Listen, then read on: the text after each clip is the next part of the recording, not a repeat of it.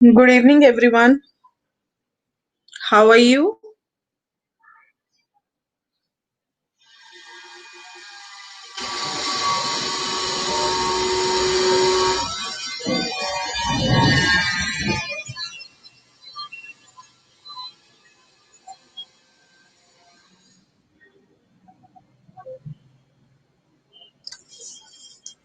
I am all right. आप लोग बताइए.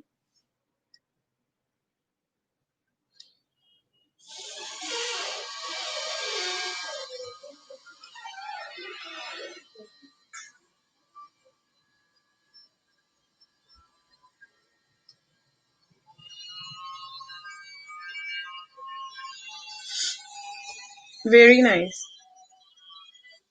I always wanted you should be super duper blessed because it's the only thing that makes us to do all other activities.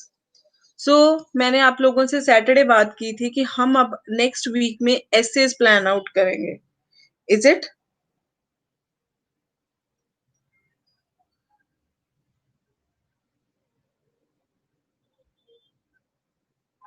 Yes. So today I have come up with the essay that is being shown with you on the screen.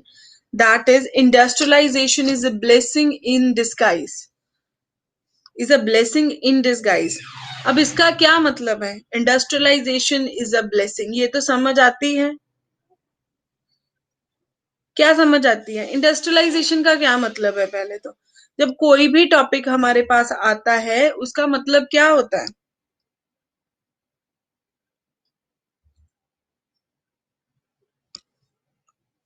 हमें उस topic की understanding होनी चाहिए कि at least वो topic है क्या.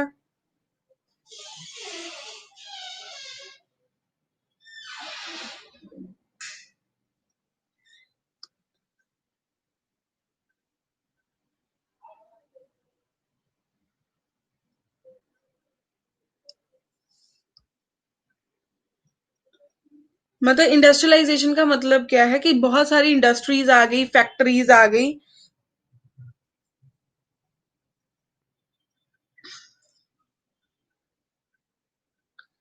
है ना. उसका क्या मतलब?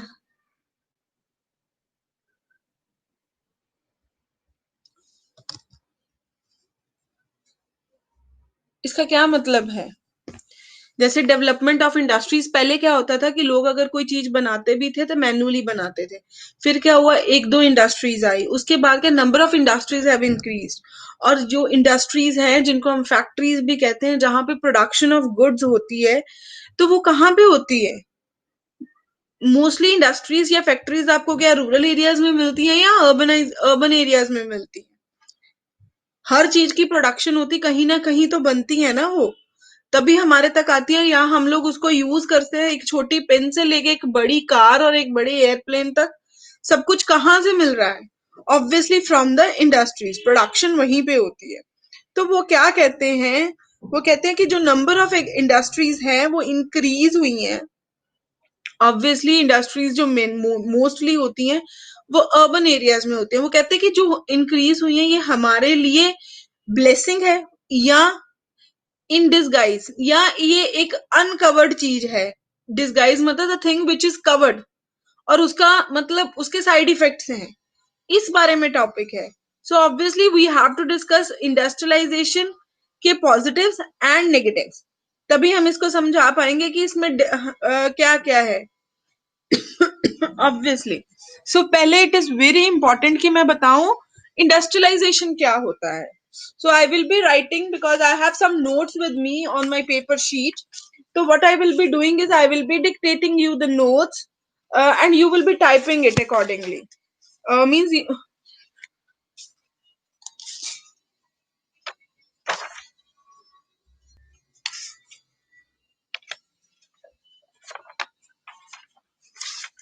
nahi Jyotika, I have learned it from you. Blessed, super blessed. I haven't read the Bible, but I would love to read. Might be with your help I would get that chance, but let's move to the topic right now. Okay, तो आज मैं जो भी points आपको बोलूंगी, I would rather request you to pen down that.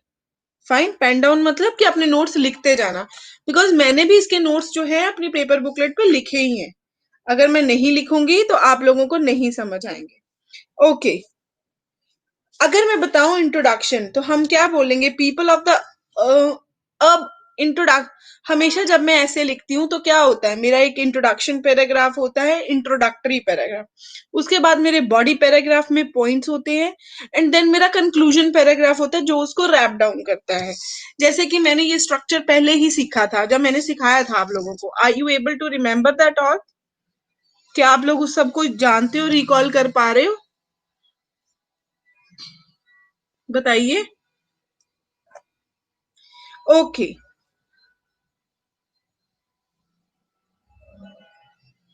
हम क्या लिखेंगे? हम पहले इंट्रोडक्शन में लिखेंगे कि अर्बन एरियाज में पॉपुलेशन जो है वो इंक्रीज हुई है बहुत, मेनी फोल्ड्स। मेनी फोल्ड्स मतलब डबल ट्रिपल नहीं, बहुत ज्यादा टाइम। मेनी फोल्ड का मतलब क्या होता है? जैसे मैं एक से दूसरा फोल्ड कर देती, दूसरे से तीसरा, तीसरे से चौथा, पंजवा, है ना, इन नंबर ऑफ फोल्डिंग्स। सो मैं भी यही कहूंगी कि people of the urban areas increases many-fold as compared to the people surrounding rural areas. आज मैं क्या कहूंगी कि अर्बन एरियाज में जो पॉपुलेशन है वो बहुत ज्यादा फोल्ड से इंक्रीज हुई है अगर मैं कंपेयर करूं पॉपुलेशन जो है रूरल एरियाज की। ठीक है, अर्बन एरिया, अर्बन एरियाज की। अब उसके बाद मैंने लिख लिया आपने ये line, introductory line.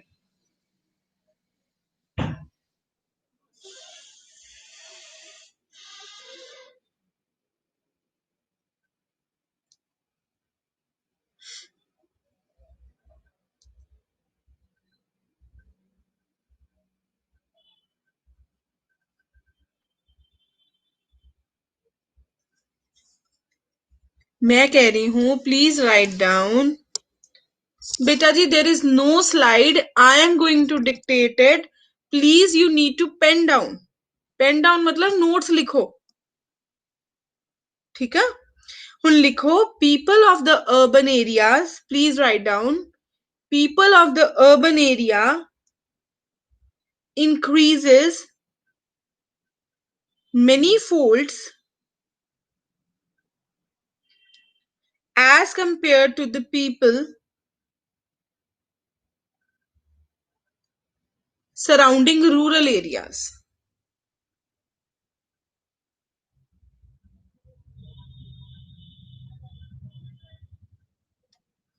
As compared to the people surrounding rural areas. दा समझ लो, मैं यही कहना चाहनी हाँ कि सिटीज जी या अर्बन एरियाज जी पॉपुलेशन वो बहुत फोल्ड इंक्रीज हुई uh in comparison to the rural areas. बस पहली लाइन यही आ। Clear with this line? Okay, हुन मैं ये कहना वा कि जी अर्बन एरियाज आ ओदी डेफिनेशन जी आ, सुनो प्लीज। इथे अज यस मैम नो मैम मत करना प्लीज। अगर हल्का सा वाई लिख दिया करो इफ यू आर क्लियर, ठीक है? हाँ जी, पॉइंट्स बनाकर ही लिखने, बट इंट्रोडक्शन में तो नहीं। इंट्रोडक्शन में तो पैराग्राफ आएगा ना, पॉइंट्स आएंगे बॉडी में, ठीक है? आपको अगर पॉइंट क्लियर है तो सिर्फ वाई लिख देना आज के लिए, अगर नहीं क्लियर होगा तो एन, अगर रिपीट करना होगा तो आर। बस इतना शॉर्ट फॉर्म, बिकॉज आज आपको पेन डाउन करनी है चीजें। ओके, अब मैंने क्या बताना है? मैंने ये बताना है कि अर्बन एरियाज की पॉपुलेशन जो है या अर्बन एरियाज की जो डेफिनेशन है, सुनो भी ध्यान से, अर्बन एरियाज की जो डेफिनेशन है वो वेरी करती है place to place. Urban area की जो डेफिनेशन है, you will see that urban areas definition varies from place to place, ठीक है? जैसे कि हम एग्जांपल लेंगे अर्जेंटीना। अर्जेंटीना एक रीजन है ना, उसमें क्या है कि अगर 2000 से मोर देन पीपल होते हैं, है ना, तो that region is considered as the urban area. Okay, Argentina में हाइफन लगा के लिख लो, 2000 से ज्यादा लोग हों तो वहां पे उस एरिया को अर्बन एरिया कंसिडर किया जाता है। वाइल कि इजराइल में क्या होता है, मोर देन 2000 हैबिटेंट्स हो, बट वो सारे हैबिटेंट्स जो हैं वो इकोनॉमी में यू कैन से पार्टिसिपेट करें या कंट्रीब्यूट करें, तो वो रीजन जो है वो अर्बन एरिया में आता है। Clear?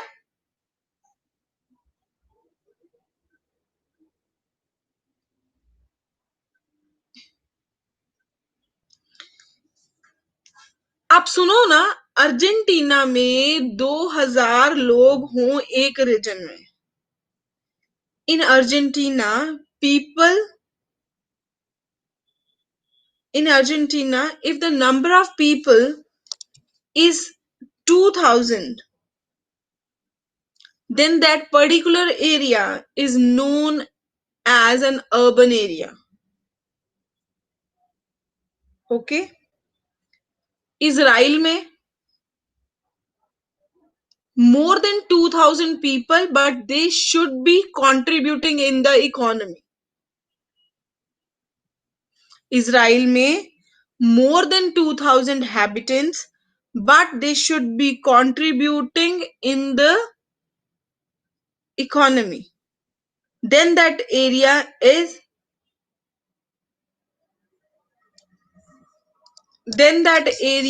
is known as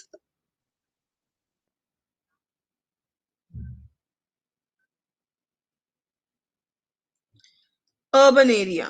where as Israel भी हो गया, अर्जेंटीना भी हो गया, मतलब वो जो सब है after 2000 you will see that they should be contributing into the economy, मतलब they should be working class, then they would be considered as an urban area. Norway में क्या होता है, जस्ट 200 और उससे ज्यादा हैबिटेंट्स एक रीजन में हो तो that area is known as an urban area. Norway में 200 से ज्यादा लोग हों एक एरिया में तो वो एरिया जो है उसको हम क्या कहते हैं, उस एरिया को हम अर्बन एरिया कहते हैं।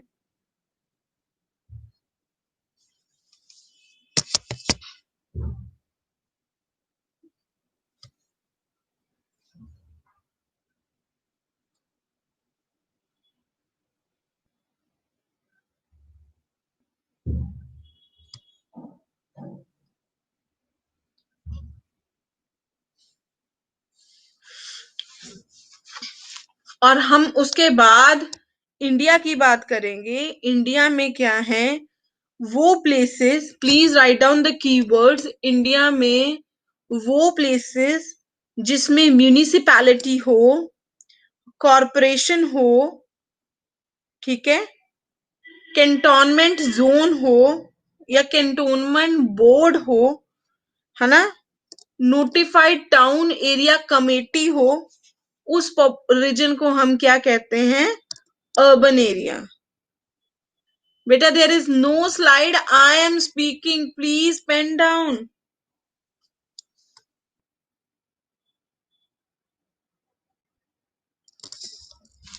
I will share my rough notes in the, you can say, group also.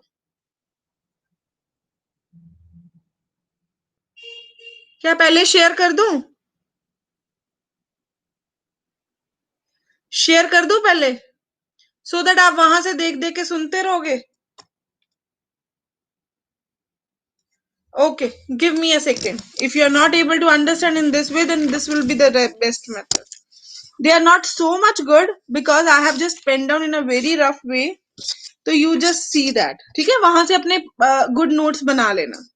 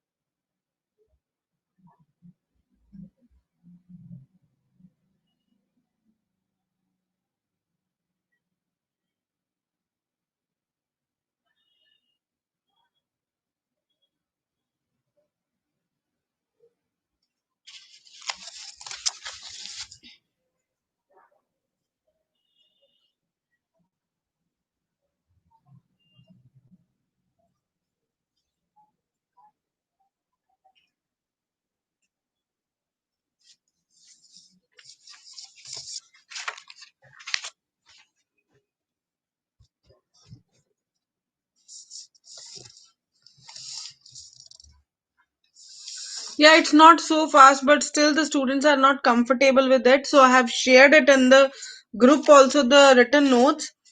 Please try to understand now. Have you people received the notes in the group?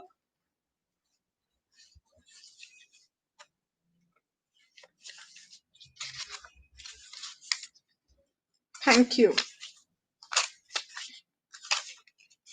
But still you need to understand because many, yes, CAPF group. Do you want in other groups also now? Okay, I'm sending in all the groups. Wait.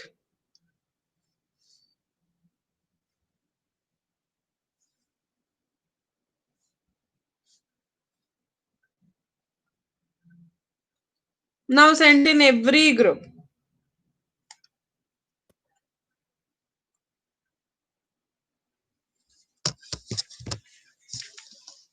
Okay so अब हम जो हमारी जो third picture है, sorry second picture है, उस पे आ जाओ क्योंकि मैं थी नॉर्वे पे. I have sent in every group, rather it's 1 year, rather it's CAPF, or rather it's 3 years. So you will get that now. Please.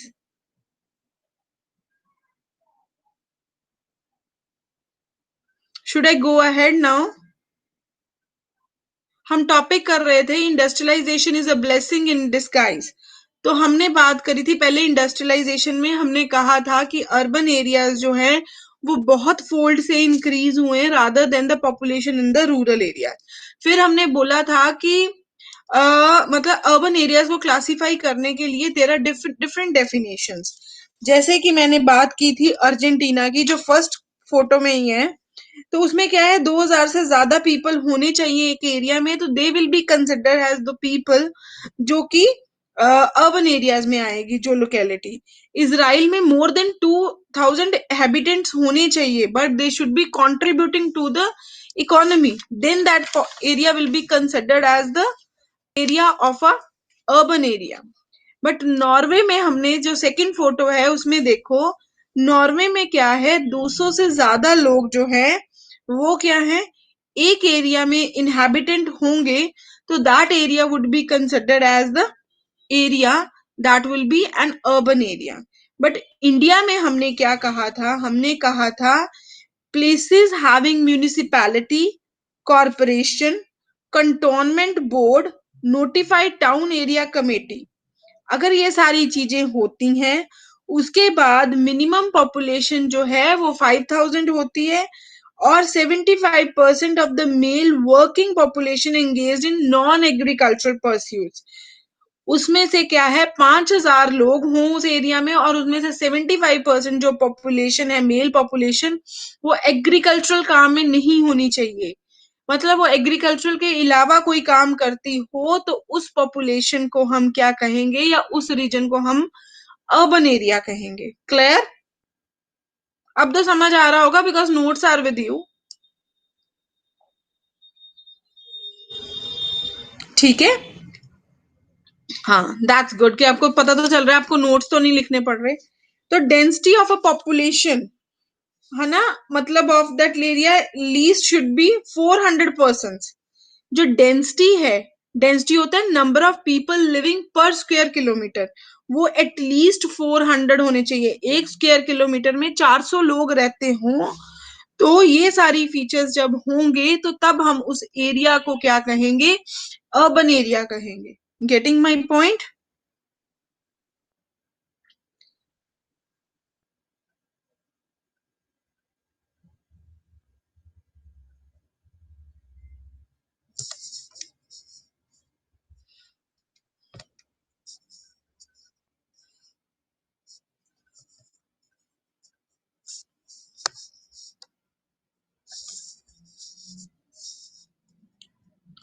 Okay, what are the main characteristics, मतलब urban area के main characteristics आप लिखोगे.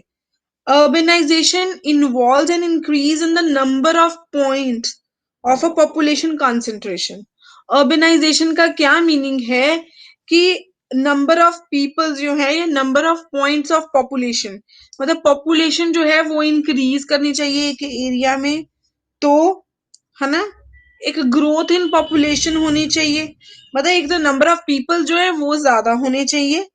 तो उसमें मतलब जैसे कल 200 थी, अगले साल वो 220 भी हो जाए, अगर कम होगी तो वो अर्बन एरिया नहीं है। पॉपुलेशन जो है वो इंक्रीज होनी चाहिए। क्या करेक्टरिस्टिक्स है कि एक एरिया जो है वो अर्बन एरिया ही रहेगा। पहली बात तो ये है कि उसकी पॉपुलेशन इंक्रीज होनी चाहिए। सेकेंड थिंग है in the number of points, मतलब पॉइंट सिस्टम में भी वो इंक्रीज होनी चाहिए। सेकेंड थिंग है उसकी पॉपुलेशन इंक्रीज होनी चाहिए। थर्ड थिंग है involve the transfer of people from agriculture to non agricultural companies या ऑक्यूपेशन। मतलब एक एरिया में जैसे आप रूरल एरियाज होते हैं इंडिया में, मतलब जिन्होंने ਆਪਾਂ ਪਿੰਡ ਪੁੰਡ ਕਹਿ ਦਿੰਦੇ ਉਹਨਾਂ ਚ ਕੀ ਹੁੰਦਾ, ਲੋਕ ਜਿਹੜੇ ਆ ਆਪਣਾ ਜਿਹੜਾ ਉਹਨਾਂ ਦਾ ਮੇਨ ਸੋਰਸ ਆਫ ਇਨਕਮ ਹੁੰਦਾ that is only agriculture। ठीक है, so that is why those areas are considered as you can say rural areas. But ये कहते हैं कि यहाँ पे क्या है, वो एरिया को ही वो अर्बन एरिया कंसिडर करेंगे जहां पे ट्रांसफर होगी लोगों की from the rural areas to the from the non agriculture to the agriculture, from agriculture to the non agriculture. तो खेती बाड़ी नहीं करते होंगे, कुछ और ऑक्यूपेशन सर्विस क्लास लोग होंगे जो कंपनीज में काम कर रहे होंगे या कुछ अपना बिजनेस कर रहे होंगे, तो फिर उस एरिया को हम क्या कहेंगे, urban area. So are you clear with the characteristics of the urban area. पहले हमने बताया कि है क्या, फिर हमने बताया कि अर्बनाइजेशन की जो डेफिनेशन है वो वेरी करती है, फिर हमने बताया कि करेक्टरिस्टिक्स क्या खासियत होती है अर्बन एरियाज में, किन एरियाज को हम अर्बन एरियाज कहते हैं, वो बात की हमने। ठीक है, अब हम अपने टॉपिक पे आएंगे। ऐसे ही जैसे मैंने लिखा हुआ है ऐसे ही आप हाईलाइट करोगे अपने टॉपिक में, urbanisation as a blessing in disguise. मतलब क्या है कि वो एक ऐसी ब्लेसिंग है जिसको कवर किया हुआ है, मतलब वो कहते हैं इसके साथ साथ बहुत सारी प्रॉब्लम्स भी हैं। Obviously every with every pros there are cons, मतलब प्रॉज होते हैं पॉजिटिव। ठीक है, तो जैसे every cloud has a silver lining, मतलब हर जो चमकदी चीज है ਉਹਦੇ ਵਿੱਚ कोई ना कोई धागा तो ਹੁੰਦਾ ही है। ठीक है ना, सो इसी तरह कहते हैं किसी भी चीज ਦੀ अगर कोई पॉजिटिव्स आ ਤੇ ਉਹਦੇ ਨੈਗੇਟਿਵਸ ਵੀ ਹੋਣਗੇ ਹੀ ਹੋਣਗੇ। ਹੁਣ ਆਪਾਂ ਉਸੇ ਪੁਆਇੰਟ ਨੂੰ ਆਪਾਂ ਡਿਸਕਸ ਕਰਨਾ ਹੈ ਇੱਥੇ। Clear.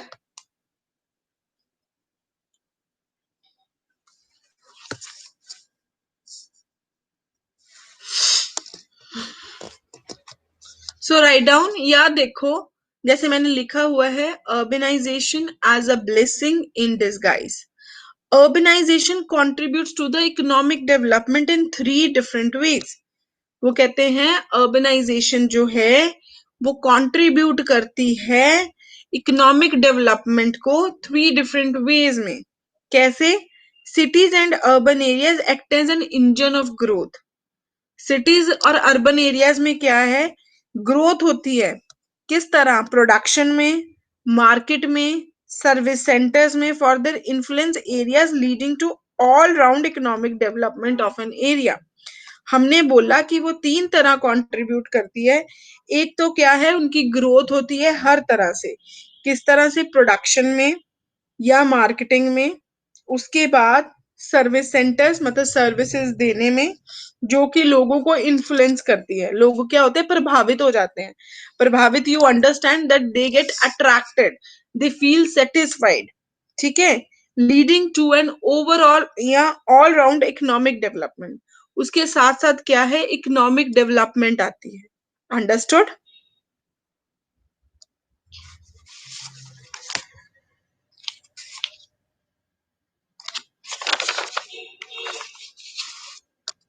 Have you understood? So if you need to make this point, how will you generate? Start typing it। कितना लिखूंगे इस पॉइंट नो अपनी लैंग्वेज।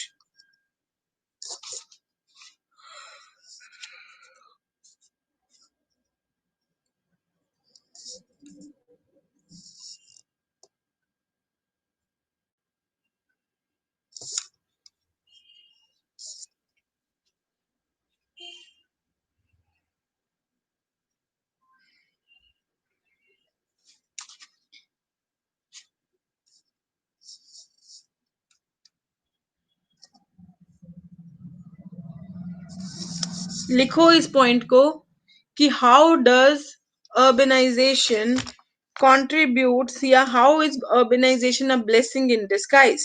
राइट डाउन, यही पॉइंट को आप मोल्ड करके अपनी लाइंस में लिखो.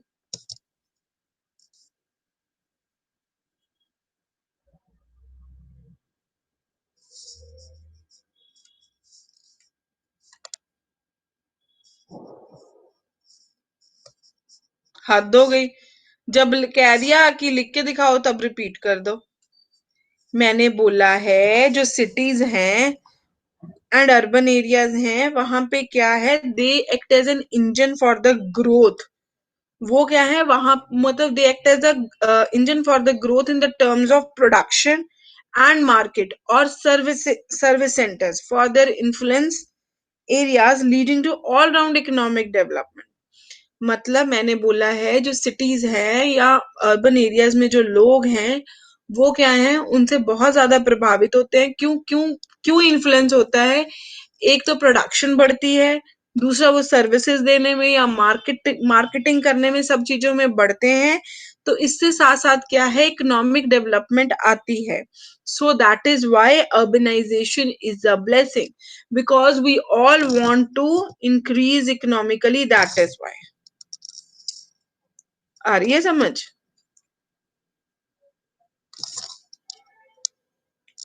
There is all round development that is in production, services, marketing areas which attract people. Very nice. What about others?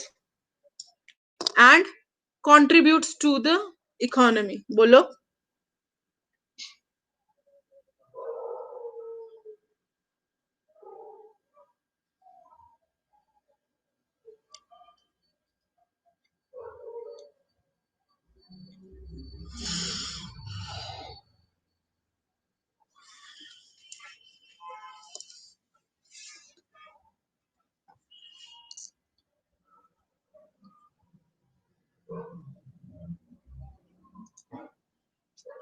Industrialization create a vital role for the urban people because many factories as well as because of many factories as well as networking technology.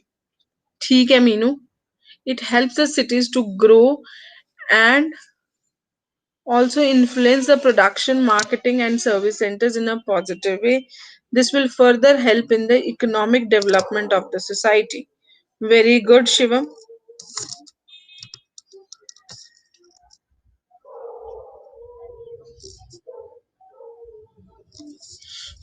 What about others? Class में बाकी भी लोग हैं, आप लोग भी अपने points pen down करके दिखाओ कि how you will modify this point and write.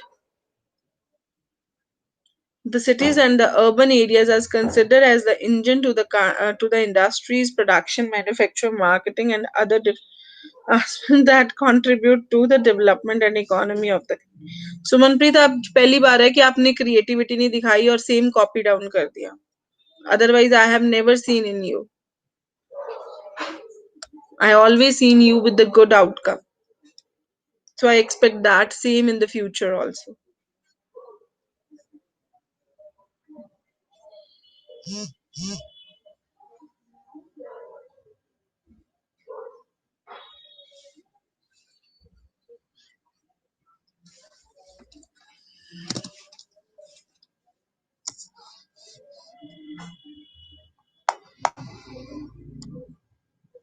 Industrialization increase employment level in the country, which eventually boost standard of living of the people and stability in the economy. Nice, very nice. Okay, so first point is clear to all of you, I think. Second point क्या है, जो हम कहते हैं कि industrialisation जो है वो ब्लेसिंग है. क्या? Secondly, urbanization and industrialization go hand in hand and are positively correlated with each other. अगर अर्बनाइजेशन और इंडस्ट्रियलाइजेशन देखें तो वो एक दूसरे के साथ साथ चलती हैं. किस तरह? कि अगर कहीं कहीं किसी जगह में इंडस्ट्रियलाइजेशन इंप्रूव करेगी तो ऑब्वियसली जो करेक्टरिस्टिक्स हैं अर्बनाइजेशन के वो इंप्रूव करेंगे. अगर वो इंप्रूव करेंगे तो वो कंट्री क्या है या वो पर्टिकुलर एरिया क्या है, वो आएगा in the. Yes please. in the urban area. So that is why second point is this.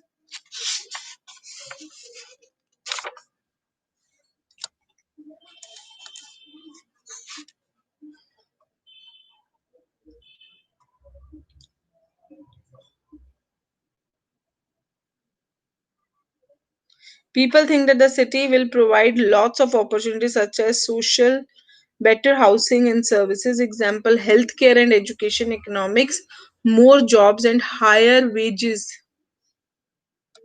Environmental, वो क्यों लिखा साथ वो ने? In urban areas, there is all development. There is overall development and increasing economy, and also with the help and also with which helps poor to the poor people because they have earned money, because they will get a chance to work and earn their livelihood. It helps in the productivity, marketing, as well as the younger generation taking more opportunities. Fine.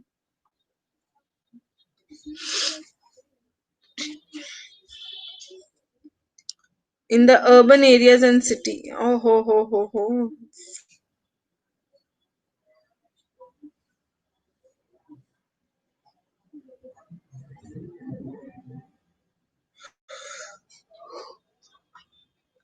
ठीक है. More industries produce more. This increase more demand leads to the urbanization. In urban areas, many type of facilities are there like marketing, job, etc. Environmental, less chance of natural disaster. Okay, let's move to the second point now. Please stop everyone. Please, please, please, and please.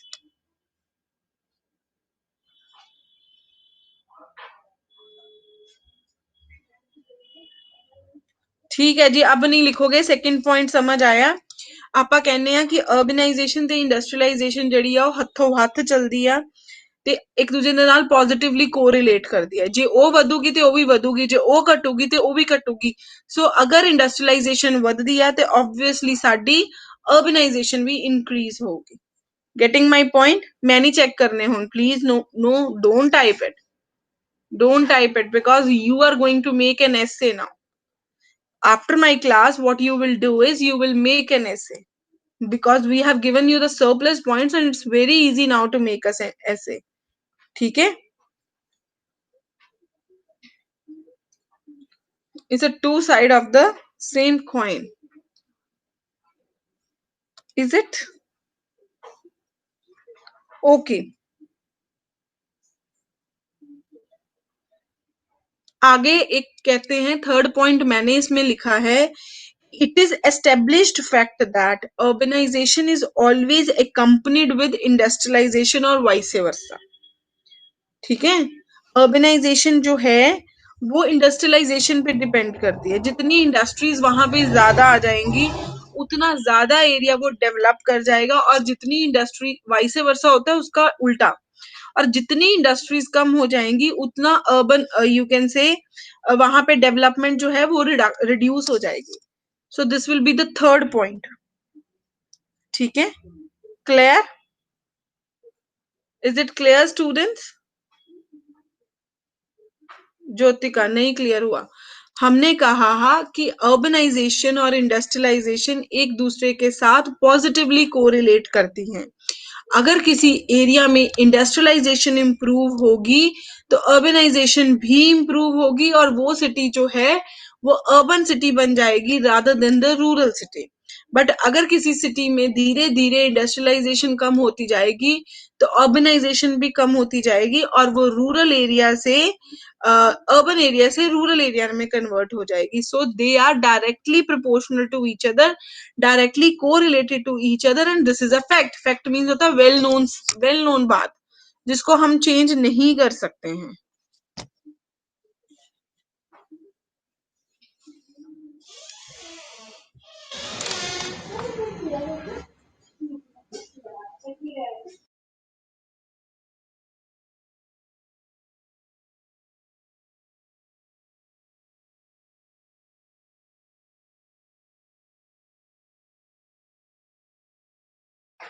आप बना लो सब्जी।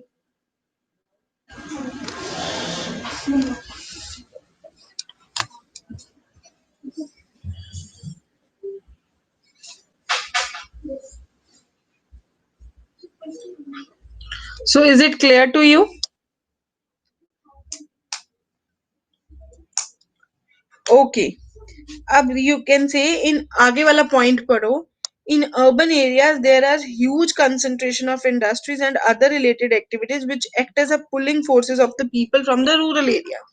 और वो क्या कहते हैं कि लोग, आपने ये चीज देखी है कि जो लोग हैं वो मूव करते हैं from the rural areas to the urban areas. Have you seen this? हर कोई आज क्या कहता है कि वो माइग्रेट कर जाए to the city. Don't you think so? People are coming, है ना? तो तभी तो क्या है, आउटस्कर्ट्स डेवलप हो रही हैं. मतलब अगर एक रीजन को देख ले, उसके चारों तरफ फैल रहा है वो पर्टिकुलर सिटी. क्यों फैल रहा है? क्योंकि number of people are migrating from the rural area to the urban area, so they need land to construct houses and to you can say to live over there. सो वो क्यों कर रहे हैं? वो इसलिए कर रहे हैं क्योंकि उनको अट्रैक्ट क्या करती हैं सिटीज में? Opportunities and facilities. अगर रूरल एरियाज देखेंगे तो ना वहां पे क्या है, फैसिलिटीज होती हैं और ना ही अपॉर्चुनिटीज होती हैं. ठीक है. सो वो सारी चीजों को अवेल करने के लिए लोग क्या करते हैं? माइग्रेट कर जा, यू कैन से मूव कर जाते हैं. ठीक है. So this is one of the point also that is need to be written कि वहां पे क्या है, जो सिटीज में जो फैसिलिटीज हैं वो लोगों को अट्रैक्ट करती हैं और वो लोगों के लिए एक पुलिंग फोर्स है. पुलिंग फोर्स मतलब खिंचदियां उन्होंने कि वो सिटीज में मूव कर जाएं. आ गया समझ?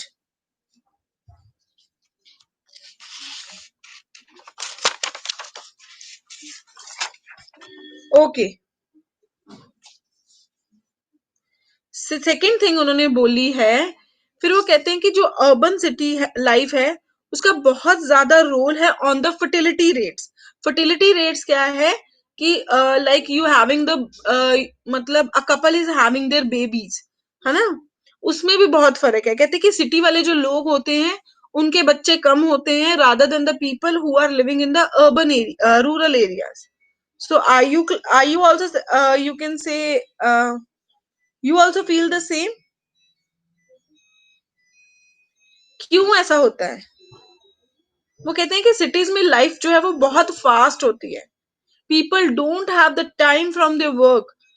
ठीक है. कि वो अपने लिए मतलब वो सोच सके कि they should have a baby and they should nourish a baby. So what they are doing is they are super duper busy with their own work. Lack of knowledge also. No. In cities, people are having more knowledge rather than in rural areas. People don't have the knowledge. Yes, rural areas में ये होता है कि they don't go with the family planning.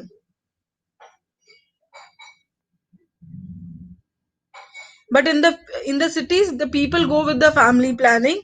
They need to manage everything. If they are provided with the services, if that is only because they are what they are doing. They are providing everything what their job you can say dream of. वहां पे cities में लोगों के पास इतना time नहीं है कि वो आराम से बैठ के you can say they can entertain their nears and dears or they can entertain their neighbors. They don't have the time. They don't have the time for their family even. So how would they be having the time for the, you can say for the society? They don't have. So this is also a thing. But वो कहते हैं कि fertility rate में फर्क डालती है. मतलब ये चीजें बहुत ज्यादा क्लियर हुई हैं हमें नॉर्थ यूरोपियन कंट्रीज से, बट ये इंडिया पे एप्लीकेबल नहीं है. फिर इंडिया की बेइज्जती हो रही है.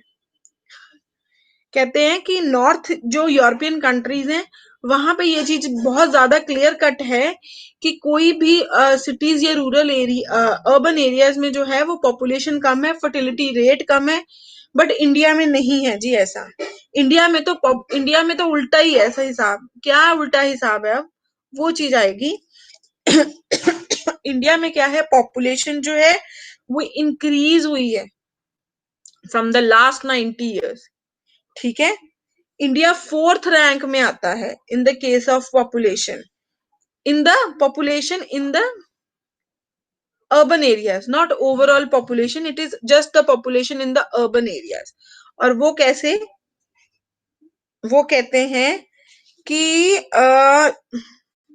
चाइना फर्स्ट पे आता है जहां पे कि अर्बन एरियाज में पॉपुलेशन इंक्रीज हो रही है, सेकंड आता है रशिया, थर्ड आता है यूएसए, और फोर्थ आता है हमारा इंडिया जहां पे क्या है, population in cities also increased, but in population in the urban areas also increased, but in the north European countries fertility rate in the urban areas is less because of the lifestyle of the urban area.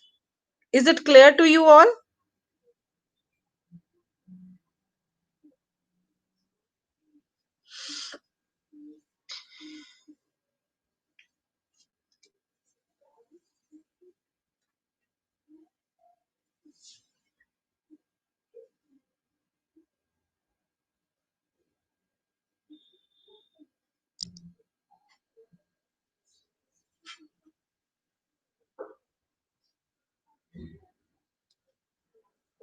Okay, अब यहाँ पे क्या है, rural कहते हैं cities में population जो है या फर्टिलिटी रेट इंक्रीज होने के भी बहुत सारे रीजंस हैं। एक तो रूरल माइग्रेंट्स, रूरल मतलब लोग जो हैं वो रूरल एरिया से माइग्रेट करते हैं टू द बिग सिटीज, क्यों, काम के लिए, बिग अपॉर्चुनिटीज के लिए।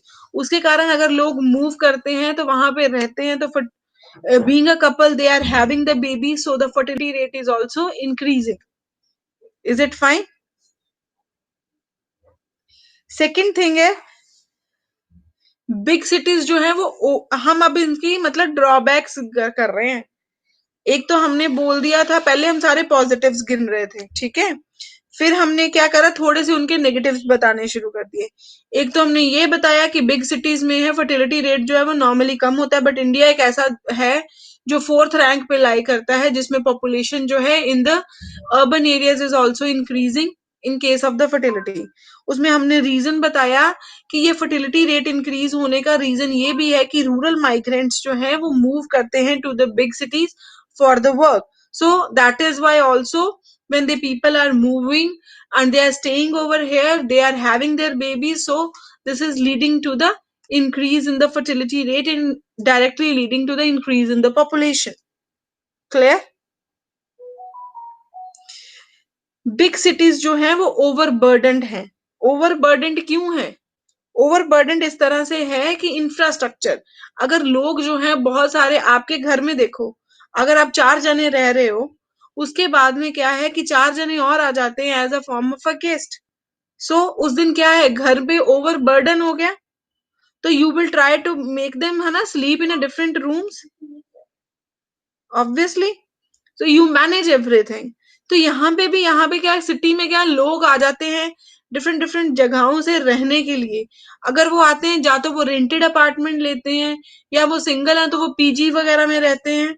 सो इंफ्रास्ट्रक्चर डेवलप हो रहा है, रेंटेड अपार्टमेंट्स बिल्डअप हो रहे हैं, पीजीज डेवलप हो रहे हैं, हॉस्टल्स डेवलप हो रहे हैं। अदरवाइज यू कैन से नई नई लोकेलिटीज बन रही है जिन लोगों ने परमानेंटली मूव करना है और अपने घर लेने हैं। सो इन सारी चीजों के कारण सिटीज जो है वो ओवरबर्डनड हो रही है in the case of infrastructure. Fine? Is it clear?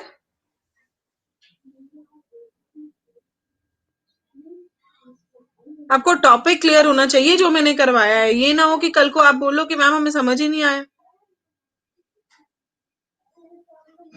I think we are having a lot of information right now and it will be clear to you, don't you think so?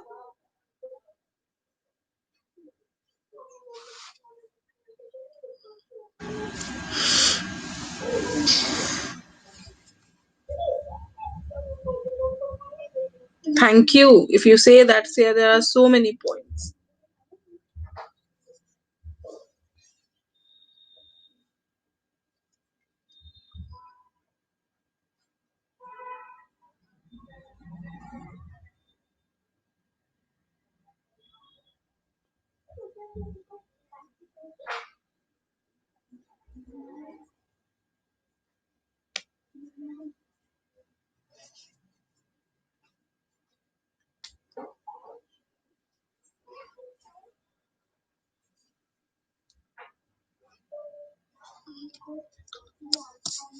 Yes, you need to just elaborate. Okay. अब big cities are overburden, क्यों? अब यहाँ पे चलो ये सारी चीजें हैं, बट अब हम इसके पॉजिटिव्स गिने। क्या है? इंडस्ट्रियलाइजेशन जो है, this is also a blessing.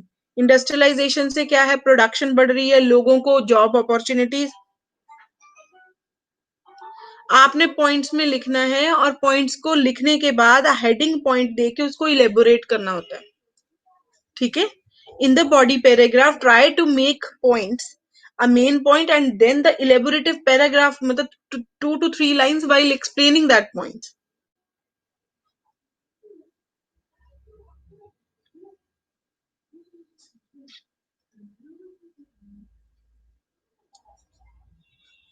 Okay, हमने क्या लिखना है? इंडस्ट्रियलाइजेशन, पहला पॉइंट, कि इंडस्ट्रियलाइजेशन जो है वो भी एक ब्लेसिंग है। किस तरह ब्लेसिंग है भाई? उसमें अगर हम देखेंगे तो प्रोडक्शन बढ़ रही है, लोगों को क्वालिटी ऑफ लाइफ मिल रहा है, एम्प्लॉयमेंट मिल रही है।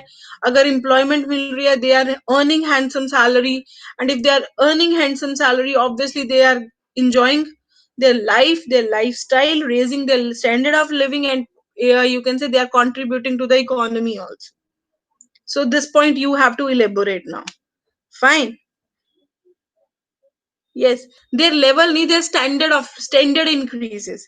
लेवल होता है जब आपका एजुकेशनल लेवल इंक्रीज होता है, स्टैंडर्ड ऑफ लिविंग इज जब आपका रहने का रहन सहन जो ढंग है वो बदलता है, ठीक है? फिर हम कहते हैं इम्प्रूवमेंट इन ट्रांसपोर्टेशन। अगर क्या है, मतलब हम कहेंगे कि सिटीज में क्या है, अगर लोगों ने काम पे आना है या बाहर से नियर बाय एरिया से लोग क्या करते हैं, they are coming, you can say they are commuting from their place. So transportation के जो मोड्स है वो भी बढ़ रहे हैं।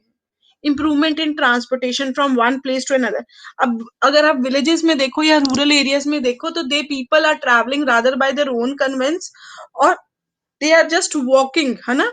long distances they are covering by their you can say foot only.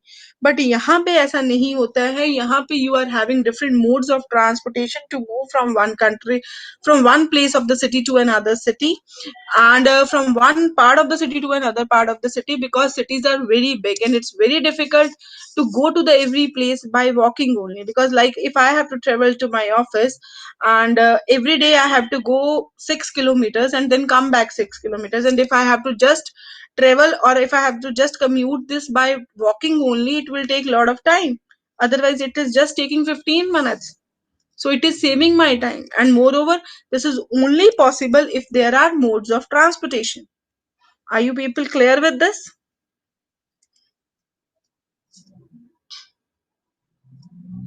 Okay, the third point is communication. Improvement in improved communication. यहाँ पे लोग जो है कम्युनिकेशन के मोड्स बहुत हैं, ठीक है? उसके साथ साथ कम्युनिकेशन जो है वो इम्प्रूव्ड वे में करते हैं, पॉइंट टू पॉइंट बात करते हैं, कहानियां नहीं डालते हैं, इलेबोरेशंस नहीं करते हैं, because they don't have the time for that. Don't you think? वो हेल्दी टॉक करते हैं, बट वो हेल्दी टॉक में इंफॉर्मेशन बहुत ज्यादा होती है और रॉ मटेरियल बहुत कम होता है। So this is improved communication, which saves times also.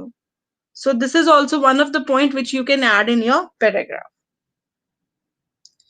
Moreover, अगर हम cities में देखें तो क्या होता है, higher educational facilities are there. Colleges हैं, ऐसे एजुकेशनल इंस्टीट्यूट्स हैं जो क्या कर रहे हैं, हायर एजुकेशन प्रोवाइड कर रहे हैं। तो उसके साथ साथ क्या है कि लोगों को अगर हायर एजुकेशन होगी तभी उनको जॉब्स मिलेगी, तभी वो इतने कैपेबल होंगे कि they should be able to work. You can feel like कि अगर हमारे पास नॉलेज नहीं है तो क्या हम इंडस्ट्रीज में या फैक्ट्रीज में आके या ऑफिस में आके काम कर सकते हैं? नहीं कर सकते हैं, because for that we need ground, and that ground can only be set up with the help of a higher qualification. After the higher qualification, while working we gain experience and we become comfortable with that type of a work. ठीक है? You need to explain in this way.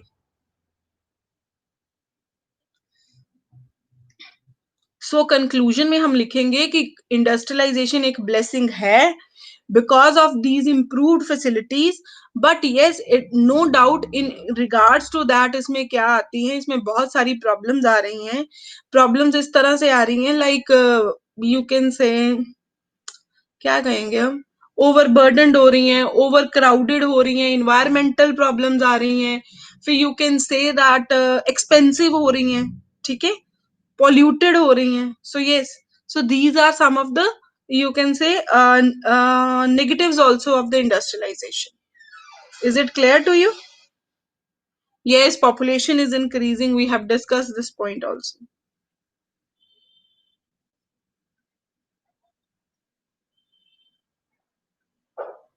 So in this way, we have to explain this topic.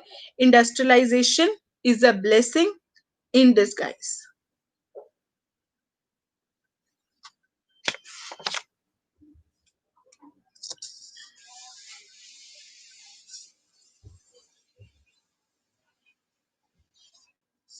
It is not influencing. Influencing होता है जब वो positive में कर रहा होता है.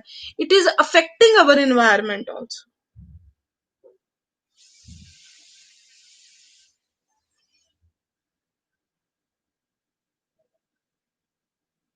Yes, infrastructure improve हो रहा है.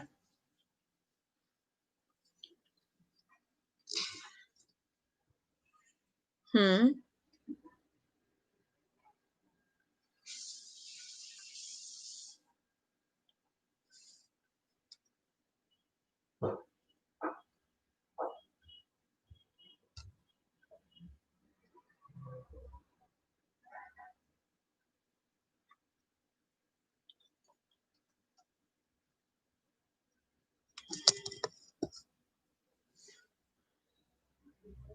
Yes, improvement in knowledge. You can say increase in knowledge. Knowledge with the city peoples are more than the people of the rural areas.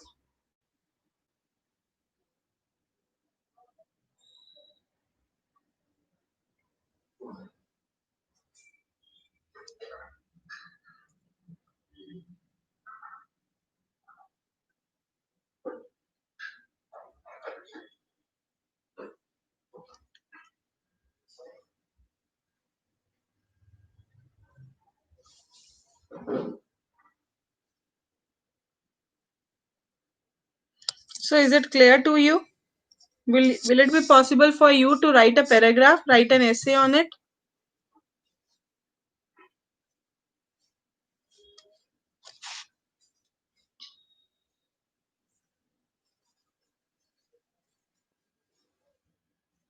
Okay, so today's homework is please write the essay on this topic and make it as a fair one, so that if it comes in the exam, you should be having the efficient information to write it down. Okay, tell me when you are having your first class tomorrow in the morning at 7, and that last by, वो कब खत्म होती है?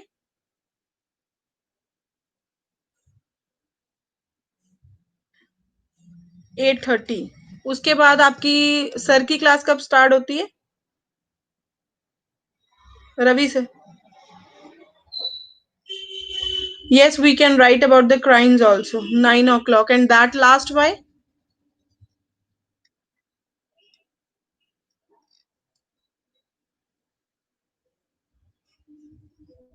9 to 10:30.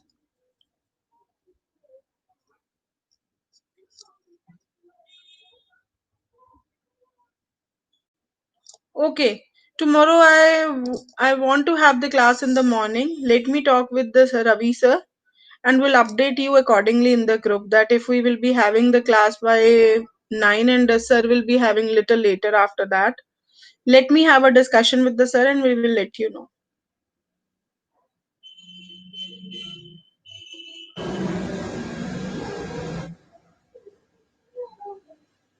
Just for tomorrow, I need to have class in the morning because my evening is little busy.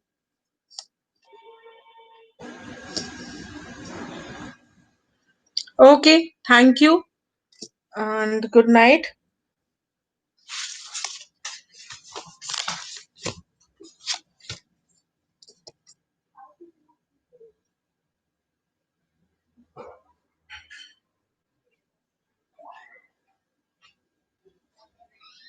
Please write down this essay as in your fair notebook so that you should be having the information with you.